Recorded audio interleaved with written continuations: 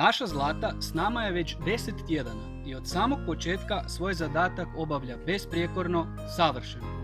Ako niste znali, Zlata je naša robotska kosilica i ona sad umjesto nas održava naš travnjak. A dok drugi vikendom još uvijek na klasičan način kose travu gurajući svoje motorne kosilice uz buku, naša Zlata sasvim tiho i neprimjetno marljivo održava naš travnjak. I kakav je to travnjak postao!